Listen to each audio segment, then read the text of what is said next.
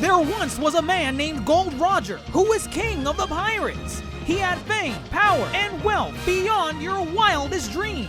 Before they hung him from the gallows, these were the final words he said. Our perspective is yours for the taking, but you'll have to join us first. We left everything we debated at the Yonko table. Ever since, pirates from all over the world set sail for the Grand Line, searching for the Yonko table, the table that will make their dreams come true.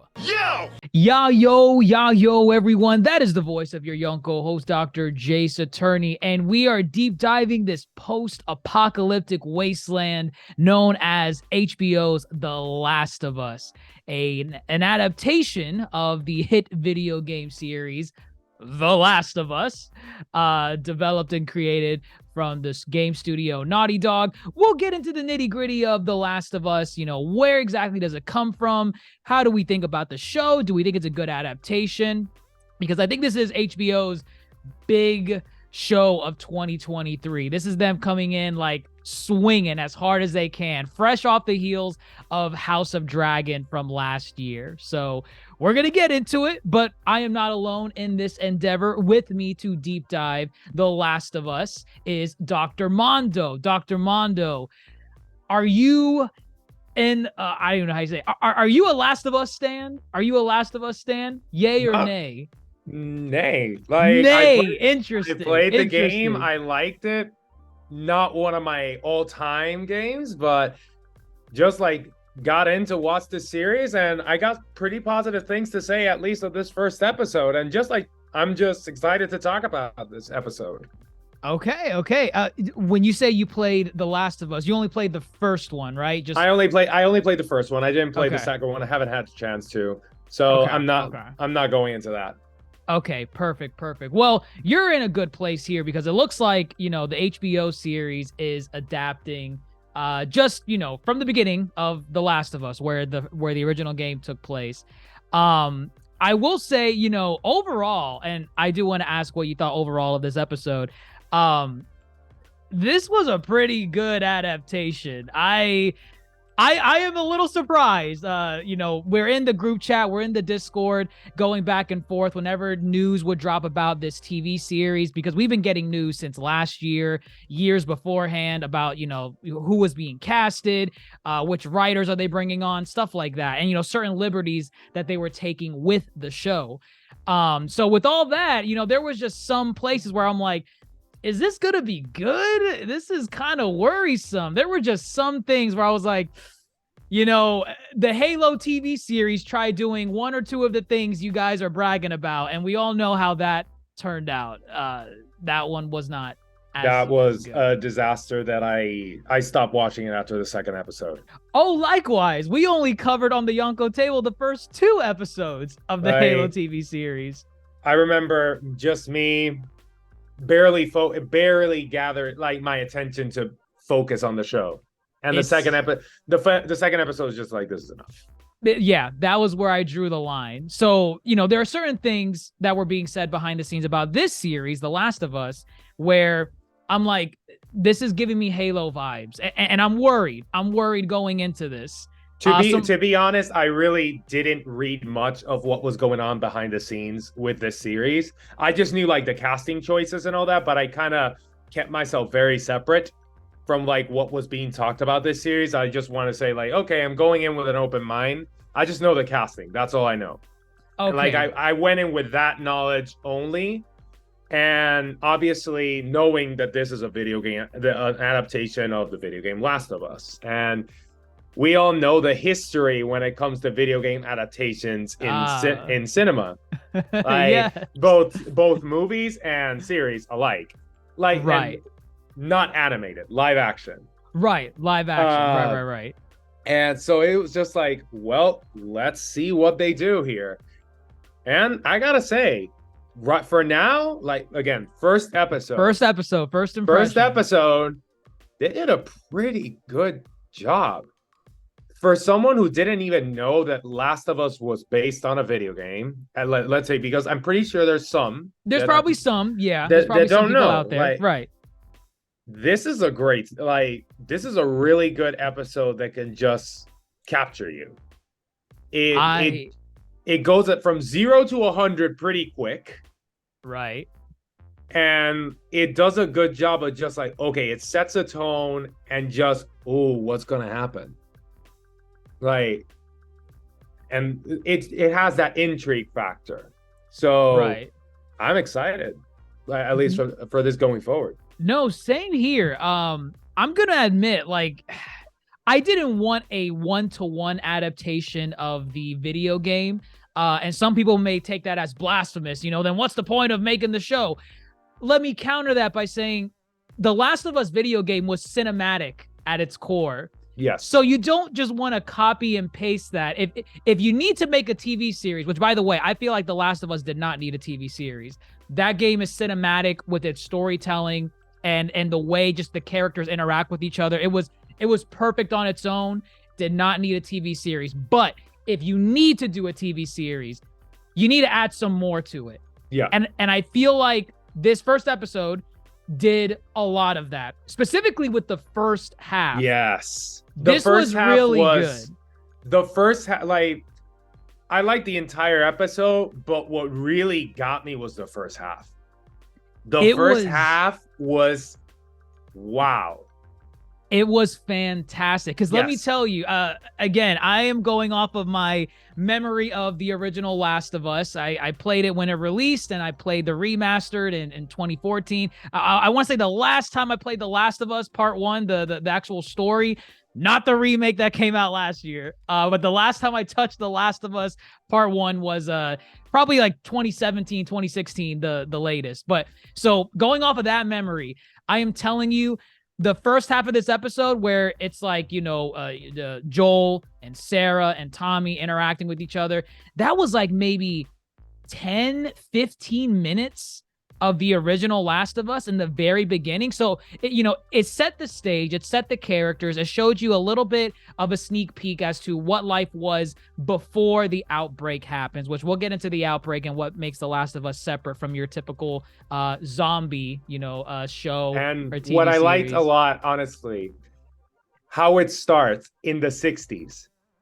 In the Like, 60s. Yes, in that the was not 60s. in the game. That was That not was not in the game. I It was remember I not. was like, this is new. And I was like, and while he was talking, I was just like, this is so good. Because like what he was saying to a certain extent, like, it's true. Like there legit is a fungus that does that. And I was like, okay, this is interesting that he's like, oh yeah, like bacteria, viruses, no, it's fungus. And he starts like describing, setting the tone, like foreshadowing. This is what's gonna happen. No, Like, and but- I think it was a good way, like kind of like what you said earlier, where like if you didn't know this was a video game, Exactly. this is a great way for you to become invested in the show. Like this could be your next Walking Dead. Yes, I was gonna go to that. Like this Right. is HBO's hit series of 2023. This is like their series. Right. But it's also their Walking Dead. Yep. And we know how Walking Dead took off. Walking Dead took off quite a bit. It's perfect because Walking Dead ended. Yeah. Right? There's Yeah, no. like, I'm not a Walking Dead stan. Maybe there's one final season that still needs to come out. I don't know. I don't keep track. I'm not a Walking Dead stan, so it's like I never follow the series. Because for me, like I'm not a zombie guy. Same. Yeah. I'm not a zombie guy. So to me, they're a dime a dozen. It's like you got to do something to stick out from the pack. Exactly. So this is HBO's Walking Dead, quote unquote. So right. But I really liked this first half because it just like it sets the tone of where things were, as you were saying before, and how catastrophic everything turns.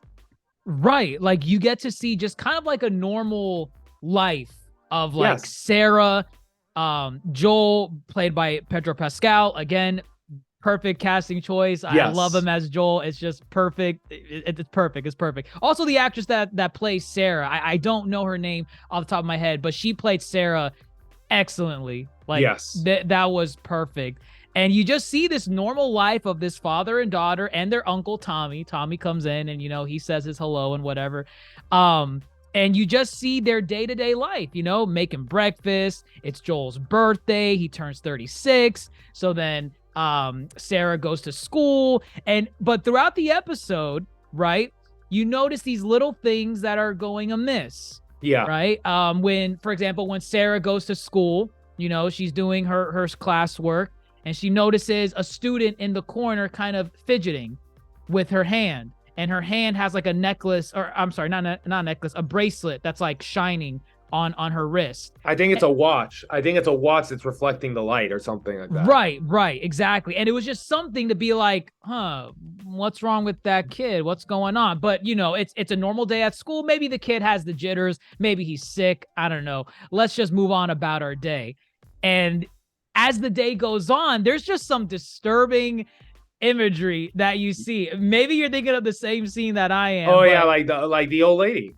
Old lady, yeah. When he goes in the background, that shot, almost convulsing, and then it's like, she's talking to the other person in the house, and then when she's leaving, she sees that the dog is like staring very like the dog knows what's going on. The dog knows something is off. Like his instincts are telling him, run. This is not my owner.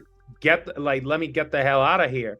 And she's like, Mercy, what what the hell's wrong with you? And like Mercy's just like staring, stone cold afraid. And it's like these little hints that something is gonna happen. And like obviously you as the viewer, you know that something is happening. Something is amiss. But again, it's like and you're kind of like feeling for the character saying like, get the hell out. Get the hell out. It's like there's something wrong. There's something wrong in this town, because like you hear it on the radio about something going like people are going crazy in the streets. You see like police sirens and fire trucks going in a direction.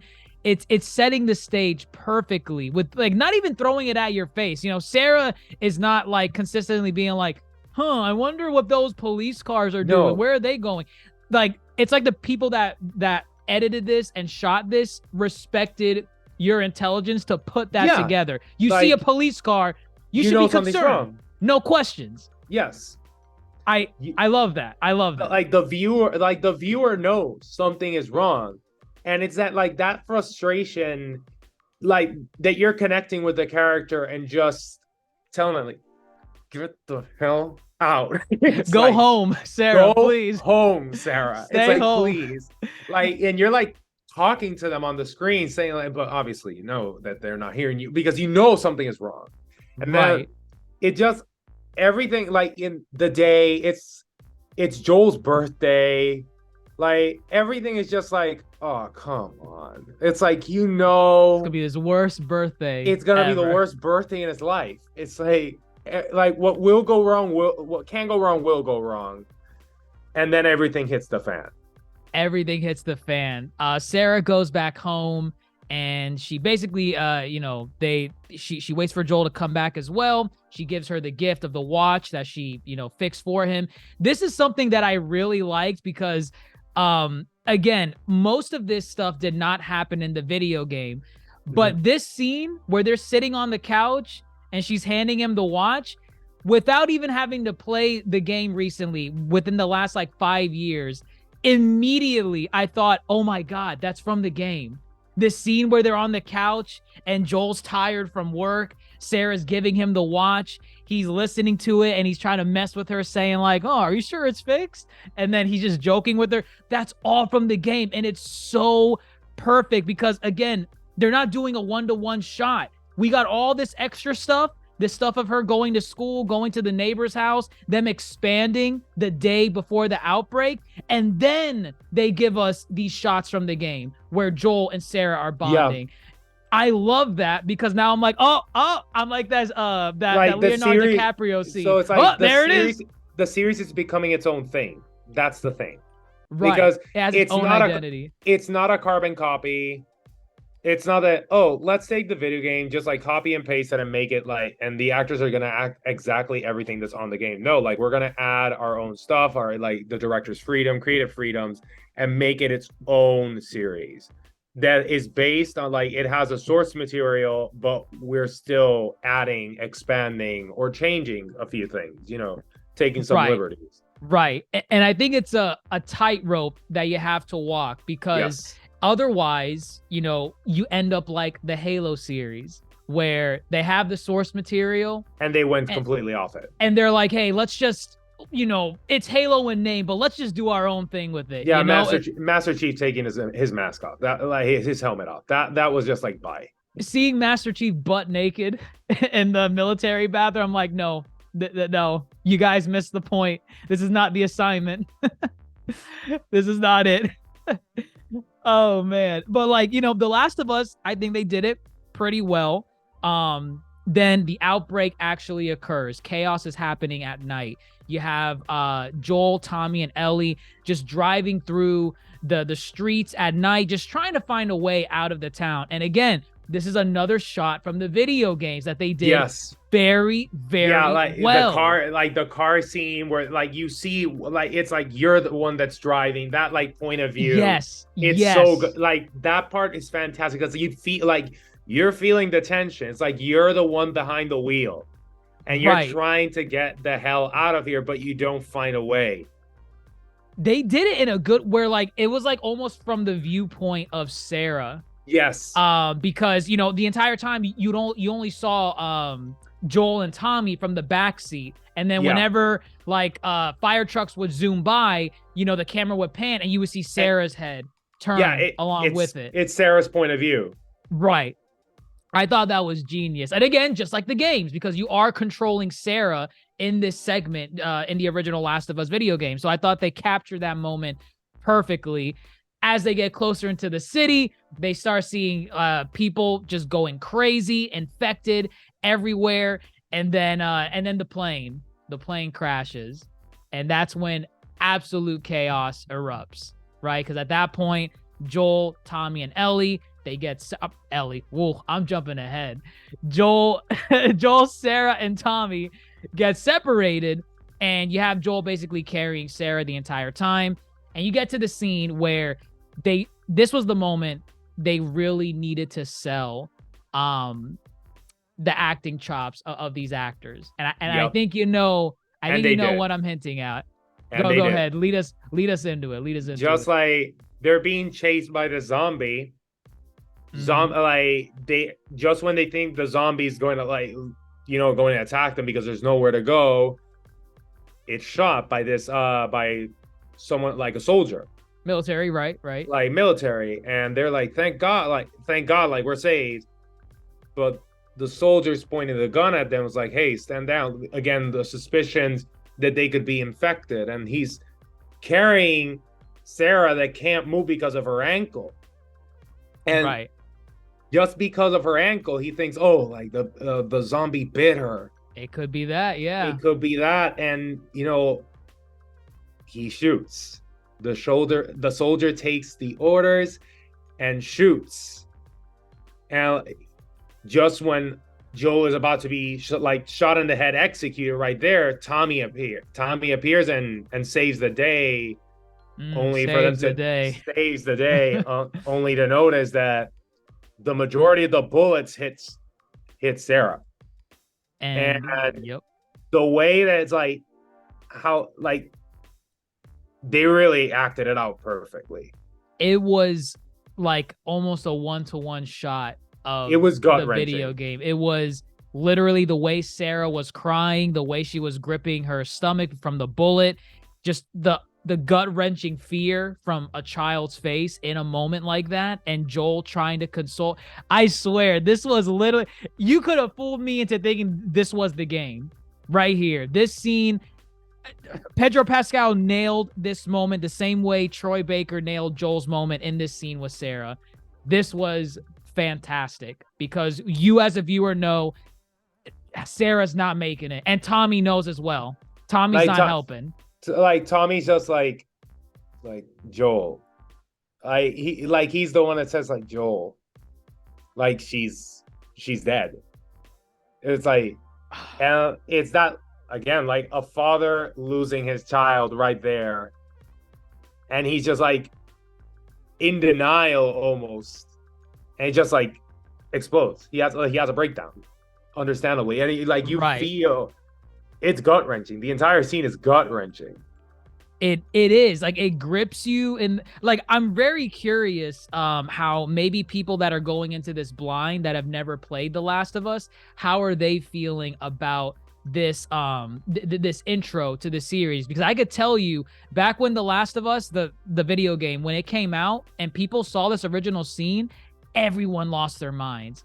They were not expecting this character, Sarah, who you were controlling and playing as, To die in the this first moment. scene, basically in the first scene. Right. Like it was it was unheard of. And for them to adapt that to the letter in the series, it was perfect. I think it's a great, it's great it's good fan service. It's a good, great yes. it's Right. it's great fan service to those who play the game, but it's also great like filmmaking It's great. Yeah. those- This is a show. to those who don't know jack shit about the video game. Like Right. it's just two birds, one stone. Like if you played the video games, trust me, you're gonna love this scene. And if you didn't play the video game, trust me, you're gonna love this scene. It appeases both parties. Yes. And that's hard to do. That is very hard to do. That is very hard to do. Especially with adaptations of if it's a book, a video game, whatever. That's a difficult task, but they nailed it in this first half. Because immediately as Joel is just in sheer grief over the loss of his daughter, that's when we get the fade to black and we transition into the future, 2023. Mind you, this first half of the episode takes place in 2003. So yeah, I thought they were going to do something cheap, like maybe, I don't know, Sarah whips out a Game Boy Advance or something and she's playing the Game Boy Advance. Yo, we saw a Nokia. Oh, yes, there was a Nokia. We saw a Nokia. Trust me, that's gonna survive the apocalypse. But I'm surprised Joel didn't whack the old lady with the Nokia instead of the wrench. who needs bullets when you have a Nokia? Who needs bullets, man? Oh man, Joel definitely kept that around. There's no way he threw that away. For sure. But yeah, this first half, fantastic, just excellent pacing, excellent expansion of the original source material, and the parts that they did adapt one-to-one from the game, just perfect. Sarah, perfect. Joel, perfect. Tommy, perfect. Everything was perfect in this first half. Then we go into the second half. This is where things are a little bit different from the video game. Originally, the video game, before the outbreak, this Sarah segment takes place in 2013, and then the game fast forwards 30 years into the future. So it's like in the 2040s, around there. This time it's different, of course, as we mentioned, 2003 instead of 2013. So that way we can feel more attached to this, that it's occurring in current times. So exactly. Fast forward 20 years into 2023. That's where we are currently in this time skip with The Last of Us. How did you like this second half? Like, establishing Fedra and how Joel is right now, 20 years later. Like, because you mentioned earlier you weren't as gripped compared to the first half. The second half was good. I liked the second half, but thing is, it's a little bit difficult to top off that first half. It is very difficult. Because the second half, it doesn't pull at your heartstrings. It's the second half is really, I would say, a lot of exposition. Okay, right. Okay, we gave you a taste of what happened, and the brutality and the rawness of what happened. But now, now let's focus on what's happening now. Like, what were the consequences of all that happened 20 years ago? Right. It kind of tells you, like humanity, they're under martial law. Yeah. Humanity tanked after that. Humanity tanked. Like, they're under martial law. Basically, if you come from outside of the quarantine zones or colonies, I'm gonna call them colonies, or you're basically sentenced to death, even if you're a freaking kid. Like the kid that arrives, they don't mess around. they're like very, oh yeah, like they're just giving you a little bit of medicine, and then we'll give you, and then it fast forwards a little bit with Joel carrying the body of that kid, so they can burn him on on a pile of other dead bodies. You get info that they're raiders, they're slavers outside of the freaking quarantine zones. Like, humanity's gone to shit. It's absolutely gone to shit. And martial law, they're executing people publicly, almost just because they went out. Essentially, because they went out. And obviously, being like, Joel is just trying to scrape by. He has his plans with regards to getting the hell out of there. He's bribing one of the soldiers there, trafficking drugs. Like, Joel is really, he's a survivor. He's a survivor. He's a survivor, just surviving. And he's so apathetic already. Yeah, after the loss of his daughter, similar to the game, like literally. Yeah, he's so apathetic. Yeah, like one of the women that's working with him said, "I can't do this." Like, when he has to carry the kid, and Joel just like goes and throws the kid. Like, I don't give a crap. It's like Joel lost. You see that Joel lost a part of himself 20 years ago. Easily Lost a part of himself. He's not the same man.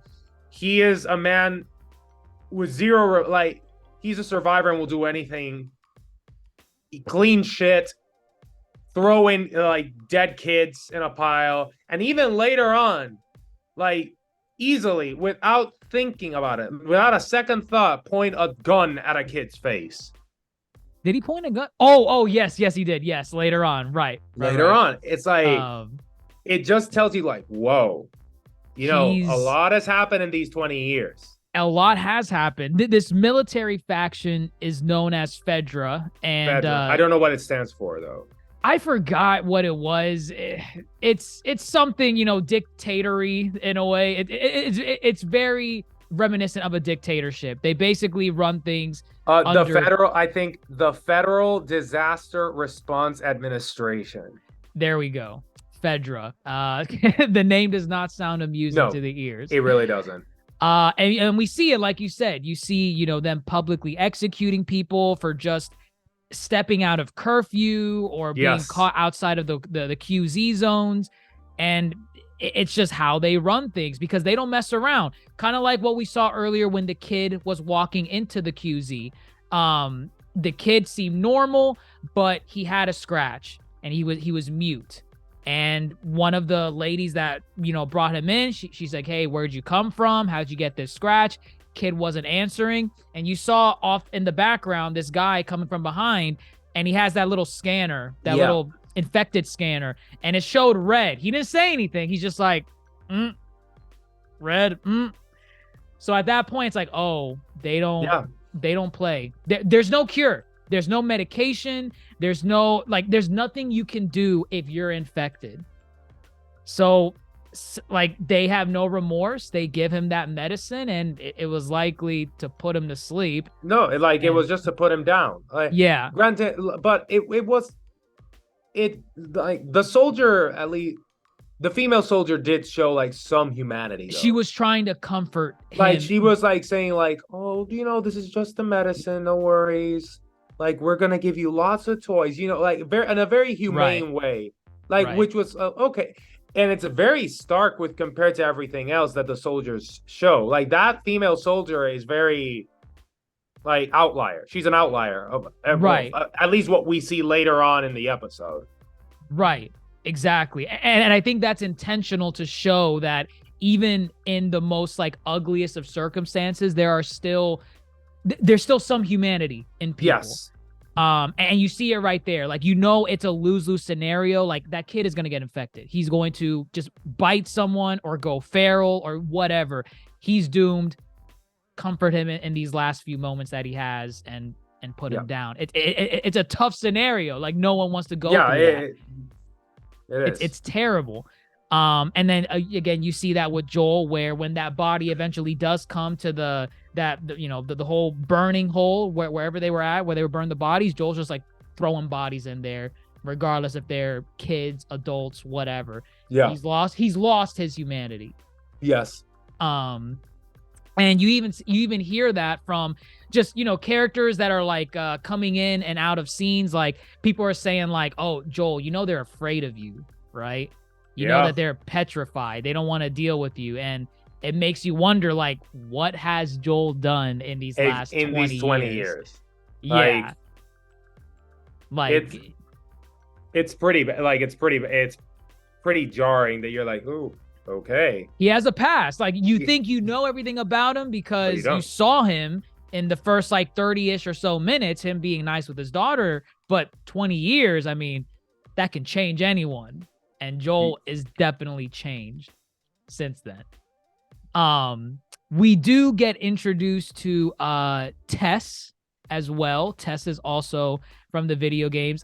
She's basically a smuggler, you're right. She's basically in a lot of ways a female Joel, just another survivor, someone that's indifferent to, what's going on around her.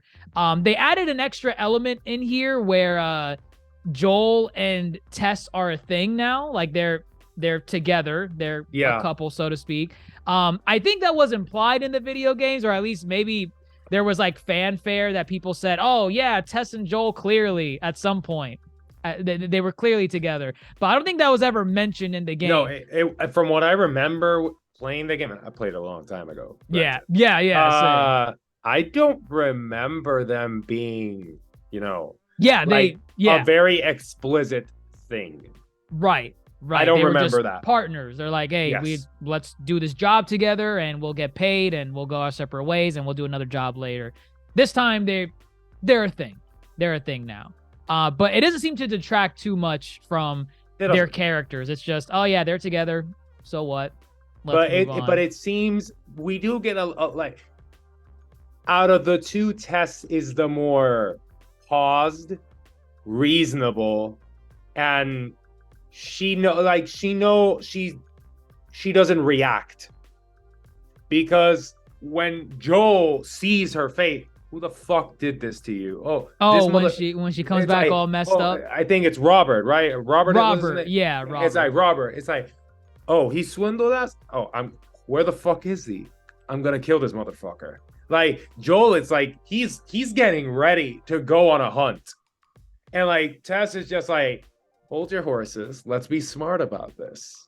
Like, I want to kill him as much as you do, but you go guns blazing through there. The guy is scared shitless of you. He's going to run. He's going to run. We're never going to see him again. And like, goodbye to what you want to do. But like, let's be smart. And then you kill him. Don't worry, man. So it's like, it kind of tells you a little bit like how Joel has, part of Joel's personality, like in this last 20 years, Joel is a survivor, but he's also very like aggressive, impulsive. Mm-hmm. He reacts, and we do see a little bit of that later towards the end of the episode. Yeah, granted, it's more what happens more at the end of the episode. It's PTSD. Right. That's pure PTSD, just reacting to the trauma that he had 20 years prior. He was put in a similar situation, and he lashed out and reacted. But it kind of tells you, okay, Joel is a loose cannon. He definitely is. So basically what it looks like, that kind of sets up Joel's story in the beginning. He knows that Tommy has gone missing. He hasn't heard from him in 3 weeks or so. So he wants to go out and find him. The whole point of this scenario with Robert and Tess getting beaten up by them is because he needs a battery and he needs a truck. To power up a truck so he can get the fuck out of there. Right, and go find his brother because he has no idea what's going on with him. And it seems that his brother, they think he is in Wyoming, and we're in Boston. And that's a trek. That is quite a bit away. It's like, we're in Boston, and they say, yeah, your brother's basically almost in the full-on West Coast.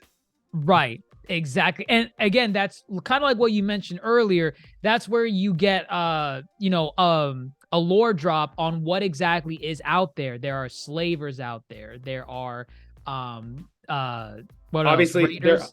Raiders? Raiders, Right. slavers. Obviously, we all know that the zombies are out there. Mhm. Like, so it's like the world is a very shitty and dangerous place. Even if you don't run into a zombie, chances are you're gonna get screwed. But it also drops a thing later on in the episode that, like, even though, you know, Tommy and Joel, like, Joel is trying to rescue Tommy, it seems that Tommy and Joel aren't in the best of terms. Right. You do hear some things about, well, you learn about this later on in the episode when we get introduced to the Fireflies. And what are the Fireflies, right? They're what, essentially another faction of people that are trying to fight against Fedra to, you know, like free America. Yeah, they're the rebels against the martial law, the military government. As simple as that. And it seems that they are losing big time. Big time. Things are not going their way at all. And before all that, we get introduced to Veronica. Oh, Veronica. Yes, played by Bella Ramsey. Veronica is what? She's chained up in a room, and they're running these tests on her. And you're wondering what these tests are for. You know, they're telling her to count from 1 to 10 slowly, very slowly. And let me tell you, this is when I knew Bella Ramsey as Veronica. This was the character I was expecting. This, like, the way she was counting, like, very quickly in the beginning, like, oh my God, can we get this over with? 1, 2, 3, 4, 5. The way she started counting slowly and she flipped off the person that was asking her the questions, I'm like, okay, Veronica, I understand this. She understood the assignment. She understood the assignment. This is the character from the video games, which of course you learn at some point. Veronica is of course Ellie. Yes. And she's great. Oh my God. That Bella Ramsey nailed it as Ellie, like, to the letter. There wasn't like she understood the assignment. I was blown away. I think a couple days ago, I forgot who's the actress that plays Ellie in the video game for The Last of Us. Now Elliot Page. No. It was not Ellen Page. There was a confusion thing, like, back when the game released. Wow, yeah, it's not Ellen Page. Ashley Johnson. Ashley Johnson. Wow, because they used to look identical. There was confusion So, fun fact, right? There was confusion originally in The Last of Us when it was demoing back in 2012, 2011. And it's because they were using a rig of Ellen Page's face without Ellen Page attached to the project. And Ellen Page found out about it, and she's like, can you stop? Because I know Ellen Page was in another video game, Beyond Two Souls. Yes, that was Beyond Two Souls. That was the one she was in. Right. The Last of Us is a much better game than Beyond Two Souls. But yes. And then, of course, at some point, Naughty Dog changed the motion capture so that it looked more like Ashley Johnson instead of Ellen Page back then. So, but yeah, Ashley Johnson, she was doing like a red carpet premiere or something like that for the Last of Us TV series. And she was interviewed asking, hey, what did you think about Bella Ramsey's portrayal as Ellie? And coming from Ashley Johnson herself, she was basically saying, wow, she was blown away. She's Ellie. That's Ellie on screen to the letter. And at first I'm like, okay, it's coming from the original actress, but is that just fluff? Is she being nice? No, it wasn't fluff. She wasn't just being nice. That was the character. Bella Ramsey nailed it as Ellie completely. And of course, you start learning that Ellie seems to be immune to the virus. She was bitten 3 weeks ago. Right? She has the scar on her arm to prove it from whatever bit her. We don't know the circumstances as to how she's bitten, but naturally we will learn it as the series goes on. And she appears to be immune. And the Fireflies seem to realize this, and they're like, hey, this might be our ticket out of this post-apocalyptic wasteland. Marlene, who is played by, I just had it right over here, Merle Dandridge. I hope I pronounced her first name correctly. Merle, Merle. She plays Marlene. This was really cool. I did not know this going in. She also played Marlene from the video game. Yes, I thought that was very interesting because it looked like every major character from the game was recasted. Except her. Except her. And for her, she thought that this would be a very cool assignment to do because if you watch the what do they call it in Game of Thrones? The thing that's after the episode when it's behind the scenes? Is it they call it something. It's like inside the episode or whatever. Yeah. Yeah. They have a specific name for it, but it's like right. They had the same thing for The Last of Us. And if you watch it, you learn that when Meryl originally auditioned for Marlene in the original Last of Us, obviously Marlene does not look like Meryl on a one-to-one comparison because they had to change her face for the purposes of the game. But she was excited to play Marlene in the live action because now she kind of grew into the character. The Last of Us was like 10-ish years ago when they filmed this, or more than that, actually. So it was really cool to have this person who auditioned for the video game come back and do the same character for the show. And I felt like she played the character perfectly again. Marlene is perfect. She's Marlene. It's fantastic. I thought that was a neat little fun fact because I was not expecting that at all. No, yeah, I didn't know that. So that was really cool. And then this is where you get the characters kind of bumping into each other. Joel and Tess are trying to find out exactly where the hell is Robert? Like, where's Robert? Where's our battery? Where's our truck? Seems that Robert was playing both sides. But got burned. And he got burned. He was playing the Fireflies and he was playing Joel and Tess, basically. Yeah. And he got wasted. He was selling them a shitty battery. Yep. And now we see the result of that. He is down 6 feet under. But that's where we get Joel, Tess, and Marlene bumping into each other. Obviously, there's a history. They recognize each other by name. And we get introduced to Ellie. Ellie gets introduced to Joel. And this scene is really cool because kind of like what you said earlier, it shows how Joel behaves as a character. Ellie is clearly a kid, but Joel does not think twice about pointing a gun to her face. He sees Ellie trying to reach for a knife multiple times, and he's like, hey, stop it. He will shoot you. I will shoot you, and no remorse. Easily. And and again, just another onion layer to Joel as a character. We like it. And that's where you get the assignment. What's the goal? What are we trying to do here? What is it? Marlene basically convinces them saying, hey, I had a squad all ready to transport this kid all the way across the country. Deal went south. Now I'm injured. My partner here has her ear missing. I thought that scene was kind of funny because didn't she say something like... No, she said, it's because the partner's like, no, let me take her. And she's like, it's like, bitch, you don't even have an ear right now. As an audience member, you don't even know that she has an ear missing until she says it, and then she turns her head slowly, and you're like, oh, that ear is gone. My God. So Marlene is desperate right now, and Tess notices that. She notices Marlene is desperate. They're not telling us why they want us to transport this child across the country, but she needs us to do it. And in exchange, we're going to get the truck and battery that we need to go find Tommy.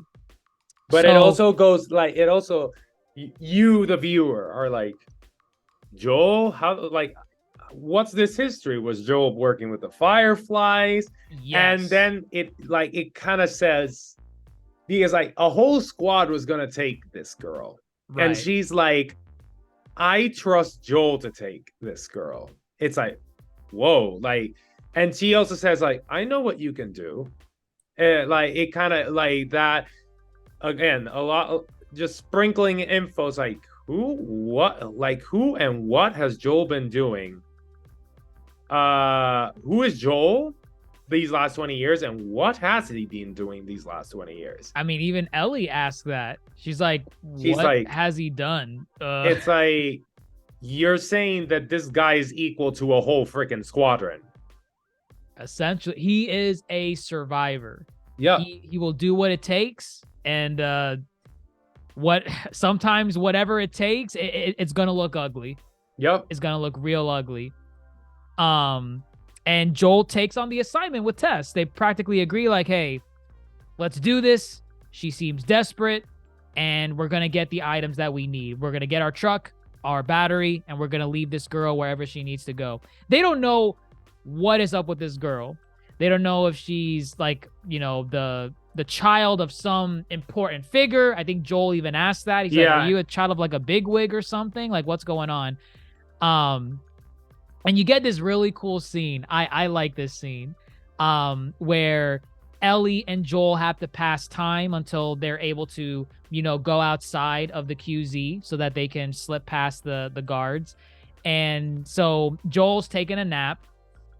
Ellie asks Joel with the that booklet with the codes for what do the type of songs mean? Yeah. And she's like, oh, 60s mean this, 70s mean that. What do the 80s mean? And Joel's not entertaining. She's like, I'm not talking to this kid. No, shut up. Go to sleep. I'm gonna take a nap. And he shoves her away. He takes a nap. He wakes up again. And also we notice that Joel is suffering from PTSD. He's having nightmares of that night with Sarah. And you see this scene that was kind of funny where Ellie is saying, oh yeah, by the way, the radio was going off. Like, wake me up before you go. And Joel's like, shit. And he's like, oh, now I know what the 80s mean. Like, trouble. That means it's trouble. He's like, oh, wait a minute. And that's another thing to show that Ellie has her own way of surviving. She is a little deviant. She knows how to. She's smart. She's very, very smart. She's very smart. She's got a mouth on her, but she's hella smart. And it's really cool to see this character because, again, that's how Ellie is in the video games. She's very silver-tongued in a lot of ways, and that's just her character, but that's why we love her. She got a potty mouth, but she knows how to work her way around people. She's had to. She's been raised in this Fedra military camp for her entire life, and God knows how horrible that is, because apparently that place is just dog shit. Yeah. So from there, they start exiting out of the QZ, and they get bumped into by the guard that Joel was trading off, some of those I don't drugs. know what they are. Yeah, drugs. Yeah, it was drugs. like they were opiate pills. Right. That was a deal that Joel was trading with this guard. He bumps into him outside, and now it's like, oh crap, they got caught. No, and he's like, okay, they're scanning them. And you as a viewer know that it's gonna turn positive with Ellie, although because she was bitten. Like, right. And again, the scene plays out to a point where it's similar to how the scene was with Sarah. Right. And that's when Joel has the full PTSD blowout and just, again, he snaps.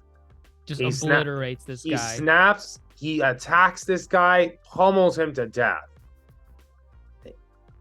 And then it's like, and even like Ellie is surprised at the brutality there. Right. That Joel is showing. And I think, like, if I'm not mistaken, like they kind of escape, and that's where the episode ends. Well, they also learn. Tess is the first person to notice. Joel You see this scanner that scanned Ellie? It's red. What's going on here? And immediately Ellie has to go on the defensive and be like, no, no, no, trust me, I'm not infected. Look, this wound is 3 weeks old. And there's just chaos going around because there's gunfire that just went off and they need to escape. So there's no time for questions. There's no time for explanations. It's time to book it out of there. And they start, heading towards like those abandoned buildings, which, by the way, that abandoned building where like the building's leaning on the other one, straight from the video game. I like that stuff. I like those details. I'm like, oh, I know that. I know where that came from. And then the episode ends. That's the wrap for episode 1. They're going off and they're going to probably reconvene somewhere and try to figure out, okay, what is going on? Who exactly are we transporting? And how is she immune? Do we want to take on this assignment? This is way out of our league. There's going to be a lot to go down in the next episode, but that pretty much wraps up episode 1 for The Last of Us. Kind of like what you said earlier. I don't think the second half is as strong as the first, but that's not saying the second half is bad. It's just the first half was done so well. You have that emotional grip with Sarah. You grow attached to her as a character. You see the decline in humanity very, very slowly. Like you get like breadcrumbs as the episode goes on, seeing how society is collapsing, and then it just, shit hits the fan. It's just utter chaos. And I love that about the series in the first half. It was so good. It's kind of like it. When you really come to look at it, it's kind of like a reverse what you would think of like a first episode of a series. Obviously, if you played the video game, you know how it's going to pan out. But if you haven't played the video game, it's very much reverse to what you would expect in the first episode. Because like when you come into the first episode, you first think of exposition. You first think of the exposition, and then like the emotional part, like boom, something happens. In this episode, it's reverse. Like the emotional gripping comes really at the beginning. Yeah. It really comes at the beginning. The emotional gripping comes at the beginning, the intrigue and all that. Then it's like, they hammer it to you. And as a viewer that hasn't played the video games, it comes straight out of left field. And then the second part is the exposition. Now you're really getting to know the world that we're dealing with throughout the entire series. So it's weird in that sense. As a first episode of a series, it is weird because it's reverse. If you play the video game, you knew it was going to be like this. And I think that's part of what gave the video game its identity back then, because kind of like what we said earlier, zombie games and just zombie media in general were a dime a dozen. Still is. Yes, to this day. Like if you just make a zombie movie, people are just gonna roll their eyes and be like, what else are you doing? Exactly. But what made The Last of Us stick out in 2013, when it was far worse in terms of oversaturation, is the characters, the emotional aspect of it, and then also the actual infection itself. For the most part, whenever you saw a zombie movie, it's always some pharmaceutical virus thing, some test tube that, a chimpanzee bit a scientist and then the virus spreads, and it's always medicine related. It's always like a virus that escapes the lab, and this one is, it's kind, again, they use the sci-fi portion of it, but it has to do with like an actual fungus, which is cool. That's different. A fungus, evolution, mutations. Like it's like natural selection at work, obviously exaggerated to a certain point and all that we know, but there's a certain degree of realism in it, and that part is cool, and that part is unique. But what set Last of Us apart when it came to the zombie genre was, again, the emotional connections when it came to the characters. Because it just wasn't like, oh my god, we're shooting zombies. oh look, there are like 10,000 zombies coming. I'm just gonna blow them all away because that's like Right. that's the typical zombie movie, like not shitting on I mean, Resident Evil and all that, Resident but Evil has its charm. It, it it has has its it has its charm. It charm. has its Yeah. charm. Like, and not shitting on like the Resident Evil movies and all that, but Oh god. you know, Last of Us was its own thing when it came to the zombie genre. Is a more personal journey of these Right. characters, and in a way of like rediscovering humanity in a world devoid of humanity. Ooh, I like that. I like that. So in that sets it apart. So I feel they did a really good job here, seeing how a loving father. This is, and I'm talking from a point of view as a person. I played the video game, but as a point of view of someone who hasn't played the video game, it would be like this is a series of Mhm. a loving father who loses it all. The world goes to absolute crap. You see that this loving father, what he has become due to the loss of his daughter, his shred of humanity. And now you see that he's thrust into a situation with this kid. And you're like, what's gonna happen next? Obviously, Right. people who know the video game, no. Right. But people who don't, it's a great, like, I would say it's a very good journey what you're in for. No, I agree. This is something where, again, I play the video game multiple times, and I know where the story is going to ultimately go and where it's going to end up. But even that being said, I still enjoyed this first episode. Yes. And that's saying a lot because, like I said earlier, I was very worried. I was very, very worried about coming into this series. But they just nailed it. They nailed what made The Last of Us great.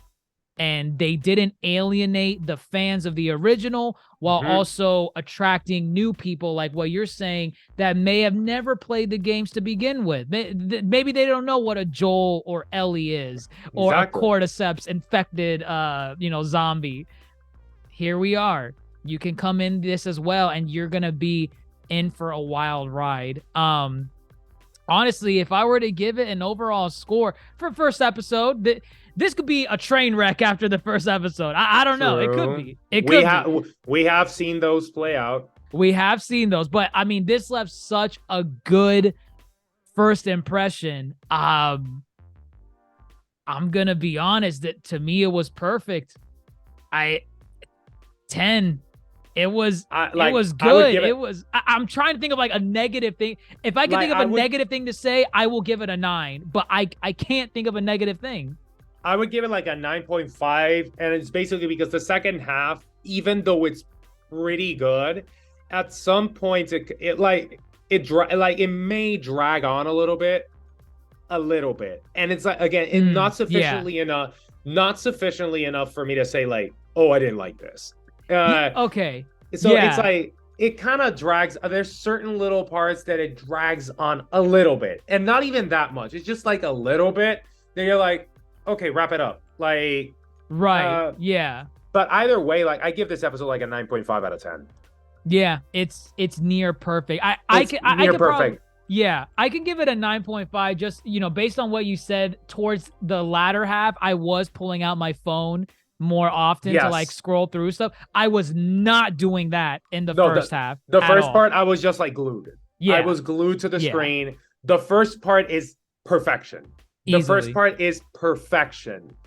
I can't find anything wrong with the first part. And really, the second part, the only thing is that there's certain parts that drag on. Right. And again, it's still good. It's still good, but that first half, it's gonna grip people the same way the game did. Yeah. The same way the game gripped its audience.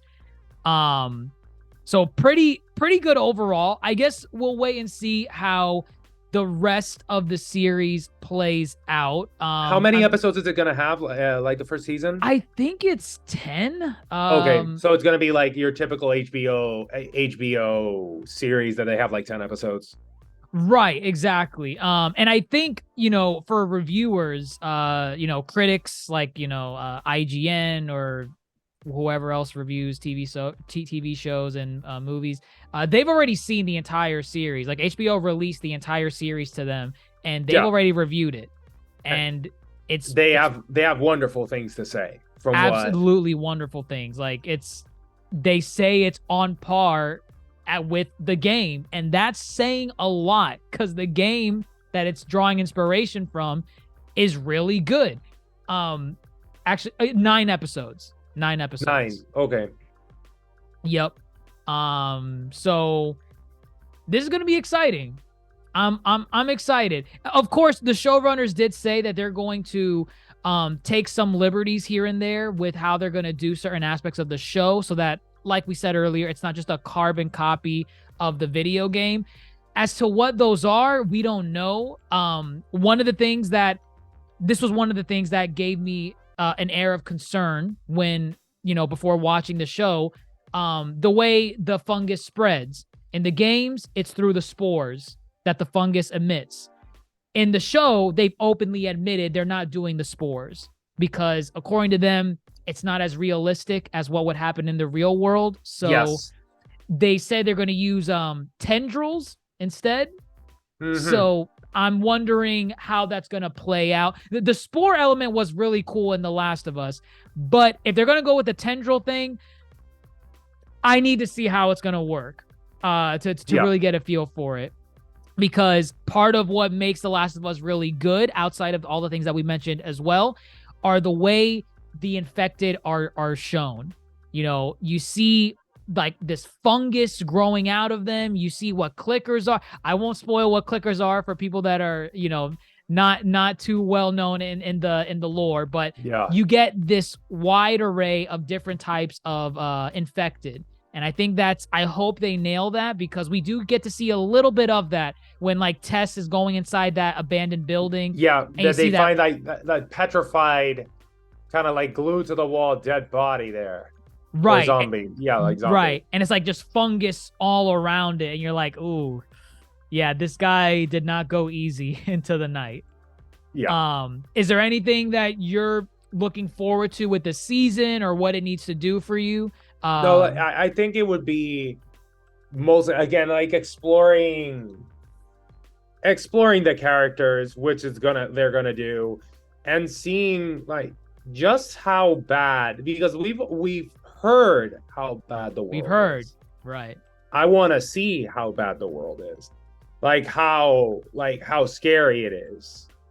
Like that's what I want to see, like the brutality behind it. I think we're gonna see a lot of that. 9 episodes is a long episode list. And like, so I know this one was 85 minutes long, something like that. Are the other ones I imagine are gonna be like in the high 50s, maybe 60 minutes, right? I think all the episodes, here, let me see. I think all of them minimum are an hour long. Okay. Minimum. This one was, of course, one of the longer ones. It's an hour and 25 minutes. Yeah. But I'm pretty sure, let me see. Yeah, runtime is like 46 to 81 minutes per each episode. All so right. some episodes might be around 46 minutes or so. Okay. Actually, hang on, right here. Here's a good list.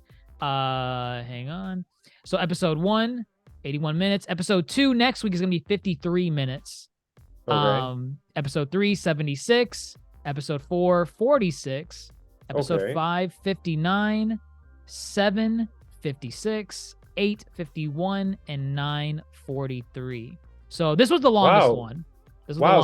So the finale is gonna be the shortest one, which is very strange. Yeah, it feels in a lot of ways like that Disney formula, that MCU formula, where they put in like 30-minute finales, and you're like, damn, man, come on. Yeah, but here we have more development though. Right. If first impressions are based on anything, I think this series is in good hands. Yeah. And we'll see. We'll see where we go from here. The Last of Us is looking to be a great series. We'll see if it gets greenlit for a season 2. I imagine it will. I think it will. Yeah, just easily. I imagine by tomorrow we're gonna see numbers on like, the most streamed HBO show of 2023, and it's like, yeah, no shit, it's like 2 weeks into 2023 and it's the only new show. So we'll see but I think that wraps up our thoughts here on the Yonko table on what we have to say for The Last of Us. Let us know what you all think as well. Did you play the video games? Were you never a fan of the video game? And if so, is this show doing anything for you? Can you watch this as a show and just enjoy it for what it is? Can it be the new Walking Dead in the sense of this is the next big zombie craze that'll grip everyone for years to come? I mean, it could be. It's based off of one of the better zombie properties out there, and it did a pretty damn good job first episode. So we'll see. Let us know what you all think, and let us know your thoughts overall on what we had to say on The Last of Us, wherever you're listening to us on, whether it be Apple Podcasts, Spotify, YouTube, Twitter, Instagram, TikTok at the Yonko Table. If you want to see us stream The Last of Us at some point, we might do it. I don't know. Just check out the Twitch channel at Dr. J Saturni. We play other games on there as well. But with that, everyone, I am your Yonko host, Dr. J Saturni, fellow Supernova Dr. Mondo, signing off. Take care. Take care.